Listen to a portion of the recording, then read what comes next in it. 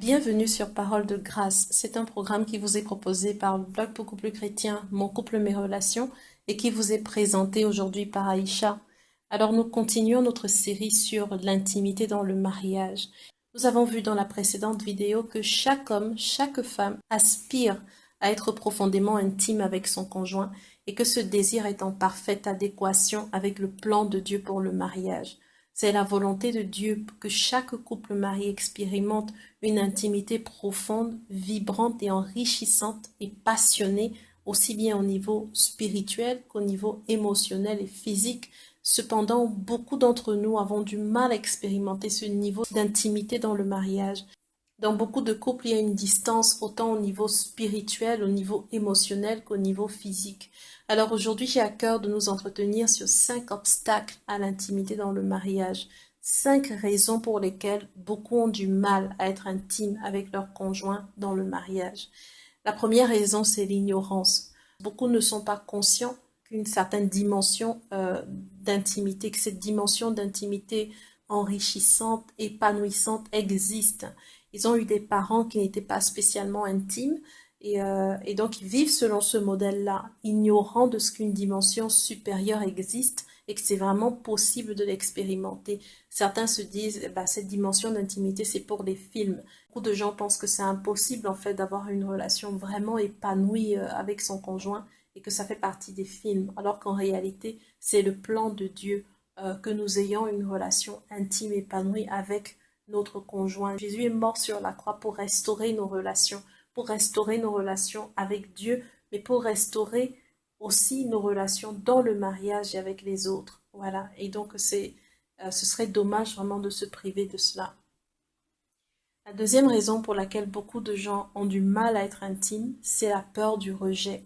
Beaucoup de gens refusent de s'exposer à leur conjoint et se ferment en fait à l'intimité par peur du rejet, par peur de la critique, de l'indifférence, par peur de ne pas être acceptés par le conjoint pour ce qu'ils sont. Une autre raison, c'est la peur d'être contrôlé et manipulé par l'autre. Et ça, c'est souvent le cas pour beaucoup d'hommes. Beaucoup d'hommes ont peur de s'ouvrir à leur femme. Beaucoup d'hommes ne veulent pas s'ouvrir à leur femme, ne veulent pas s'exposer à leur femme parce qu'ils ont peur d'être contrôlés et manipulés par leur femme. Dans d'autres cas aussi, il y a les abus physiques, les abus émotionnels, les blessures émotionnelles qui n'ont pas été guéries, qui n'ont pas été soignées, peuvent être la cause de ce manque d'intimité. Parce que très souvent, lorsqu'on a été blessé, eh bien, on a du mal à entrer en relation avec les autres. Chaque fois on a une blessure dans son cœur, c'est difficile d'entretenir une relation ouverte avec les autres parce qu'on a tendance à se protéger pour ne plus être blessé. Voilà, comme on l'a été par le passé. Et enfin, une dernière raison que j'ai identifiée, ce sont les péchés cachés. Là, par exemple, l'addiction à l'alcool, l'addiction à la drogue, au jeu ou à la pornographie. Beaucoup de personnes, d'hommes ou de femmes, se cachent pour regarder des images pornographiques, pour jouer, pour consommer de la drogue, etc. Et ça crée une sorte de bulle dans laquelle ils s'isolent progressivement de leur conjoint et des gens autour d'eux. Beaucoup de gens aussi qui vivent dans une situation d'infidélité vont se retirer progressivement de l'intimité. Voilà, parce que l'intimité et le mensonge et la trahison ne vont pas ensemble. Donc, une des raisons qui peut empêcher l'intimité dans le mariage, ce sont les péchés cachés, ces choses qu'on chérit et qu'on ne voudrait pas que les autres sachent et qu'on ne voudrait pas que les autres découvrent. Dans la Bible, lorsqu'Adam et Ève ont péché contre Dieu, eh ben, eux deux, ils ont fait des feuilles de figuier avec lesquelles ils ont caché leur nudité, alors qu'auparavant, ils étaient exposés l'un vis-à-vis de l'autre. Voilà.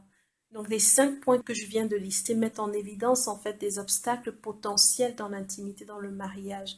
Mais le facteur commun à presque tous ces points que j'ai identifiés, c'est la peur. Voilà. Donc, la peur est un gros facteur qui limite très souvent l'intimité dans le mariage, qui limite la capacité des conjoints à être intimes l'un avec l'autre. Et je prie vraiment que le Saint-Esprit opère une œuvre de délivrance pour libérer chaque couple marié connecté à cette plateforme du joug de la peur, afin que chacun puisse expérimenter vraiment une plus grande intimité, une plus grande communion avec son conjoint au nom de Jésus. Dans la prochaine vidéo, on va parler de quelques clés pour vaincre cette peur d'être intime. L'intimité dans le mariage, c'est le plan de Dieu pour nous. Beaucoup de gens trouvent que ça ne va plus entre eux. Beaucoup de gens se sentent loin, se sentent distants de leur conjoint, tout simplement parce qu'ils n'arrivent pas à développer une intimité. Certaines personnes vont dire, ah, nous ne sommes plus compatibles, ça ne va plus entre nous, ça ne marche plus.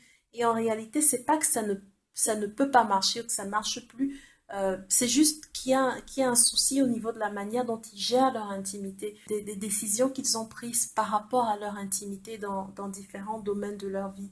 Dans beaucoup de couples, ça va pas parce que ça ne peut pas aller, mais simplement parce qu'il n'y a pas un entretien volontaire, délibéré de cette intimité-là.